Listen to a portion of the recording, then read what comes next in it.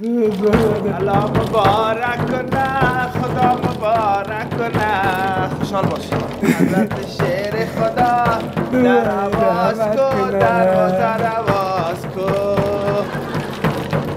از خانه باب داماد ایدی را بیاره. جاد بیرون بشم مادر.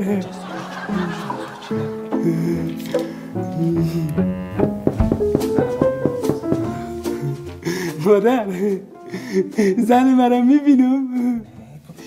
نگو گفتم نگو 20 دفعه بکنم. خیلی زنجان میگم. ایدی آوردیم. منتل هستم، زن منتل. آها خوش آمدید. آجی صاحب سلام علیکم. ای ابوجا سیاست نکنه که تن بشینی که ایدی را آوردن. بسیار خوب ایدی را آوردین. خوش آوردین ایدی را. زنده باشین. ما دیگه ایدی را آوردیم. ایدی شملالک.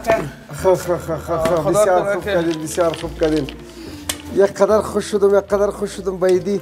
بگیرین نمیشه یک موسیقی بگیر، یک داریا بذارین ما هم به افتخار دخترک خود تا کدام خواندن خوش دارین؟ ما شال آوردیم مال آوردیم اسمال منتل جانه باشد. کاکا زنم خانه هستم.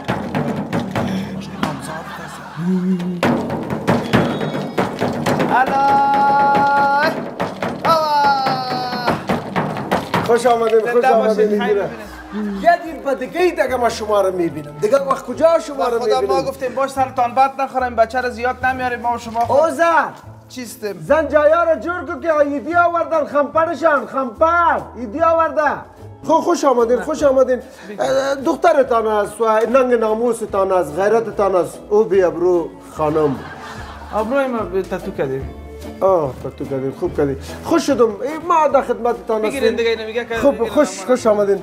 حتما زیورات است، حتما توق است. این مادرم که میخرید گفته که از یا بخرین که اندام زنت خوب شوه. برای ببویت میدادی که اندام ببویت خوب میشه. خوبه. تو فلان بگیرید. حتما سامپل است. خدا کنه که نشرمانین ما را. خدا کنه خجالت نکنیم ما را. خدا کنه ابروی ما را نبرین. حتما این زیورات است. زیورات نیست، زیور که بسیار مهم است. این برای جگر فایده داره، برای قلب زیاد فایده داره، برای خون فایده داره. دیگه یک خوبی یک خوبی بسیار کلانش اینمیز دیگه که مدامات خود خاطر چی دوست دارم؟ خاص خاطر اینه که این دید ایدی میاره. من این شکر بیغم هستم ایدی میاره. بالا کنیم میبینیم. اینش تو خوش رازه بده. یک دانش همیشه میل کو. اینش خوبیشه. این چی هستن؟